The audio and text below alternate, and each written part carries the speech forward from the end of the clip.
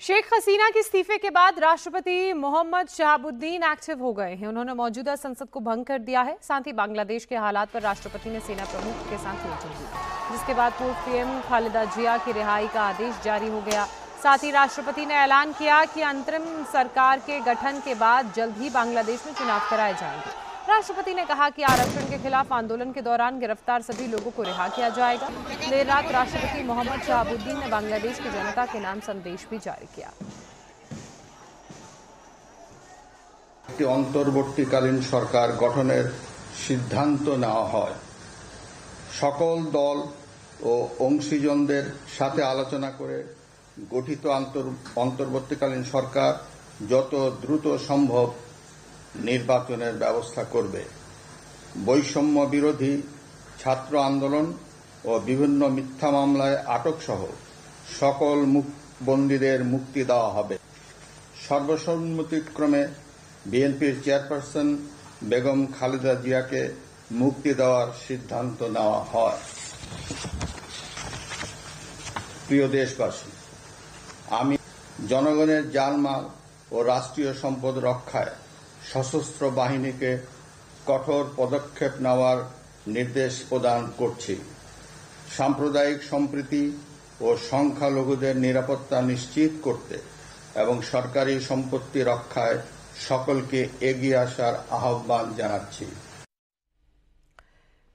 बांग्लादेश में जारी सियासी संकट पर भारत में भी बैठकों का दौर जारी है। सोमवार को सुरक्षा मामलों की कैबिनेट समिति की पीएम आवास पर बैठक हुई। बैठक में विदेश मंत्री doctor S Jaishankar, NSA Ajit Doval ने पीएम मोदी को बांग्लादेश के ताजा हालात पर अपडेट दिया। इससे पहले शेख हसीना विमान जैसे ही गाजियाबाद के हिंडन एयरबेस पर लैंड हुआ, उनसे मुलाकात करने एनएसए अजीत डोवल पहुंचे। दोनों के बीच करीब 1.5 घंटे तक बातचीत हुई। बताया जा रहा है कि शेख हसीना लंदन जाना चाहती हैं, लेकिन अभी तक वहां की सरकार ने उन्हें राजनीतिक शरण देने की क्लियरेंस नहीं दी है और यही कारण है कि शेख हसीना अभी हिंडन एयरबेस पर एयरफोर्स के गरुड़ कमांडो की सुरक्षा में है।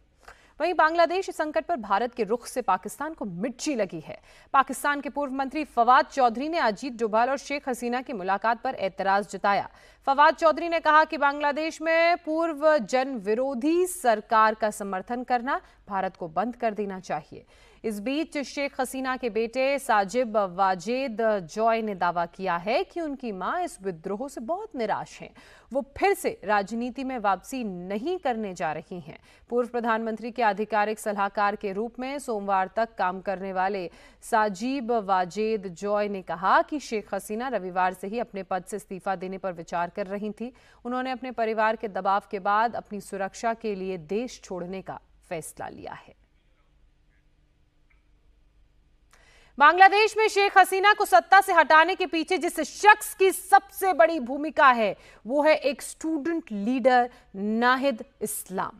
नाहिद इस्लाम एक छात्र संगठन स्टूडेंट अगेंस्ट डिस्क्रिमिनेशन का कोऑर्डिनेटर है। ढाका यूनिवर्सिटी का छात्र नाहिद उस आंदोलन का चेहरा है जिसकी वजह से शेख हसीना को पीएम पद से इस्तीफा देकर आनन फानन में देश तक छोड़ना पड़ा, भागना पड़ा अपने देश से। नाहिद इस्लाम ने 20 जुलाई को गिरफ्तार कर पुलिस पिटाई का आरोप लगाया था, जबकि पुलिस ने दावा किया कि उनकी सुरक्षा की वजह से उन्हें हिरासत में लिया गया।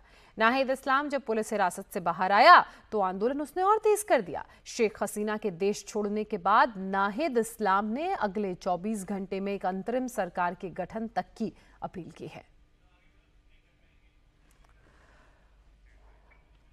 तो उधर बांग्लादेश के हालात पर अमेरिका की भी नजर है। अमेरिका ने अंतरिम सरकार की घोषणा का स्वागत करते हुए बांग्लादेश के लोगों से हिंसा नहीं करने और शांति संयम बरतने की अपील की है। साथ ही फैसले लोकतांत्रिक कानून के शासन और लोगों की इच्छा के मुताबिक लेने को कहा है। अमेरिकी विदेश विभाग ने कहा कि अमेरिका बांग्लादेश के लोगों के साथ खड़ा है। अमेरिका ने मानवाधिकारों के हनन, लोगों की मौत और जख्मी होने की रिपोर्ट पर दुख जताया है।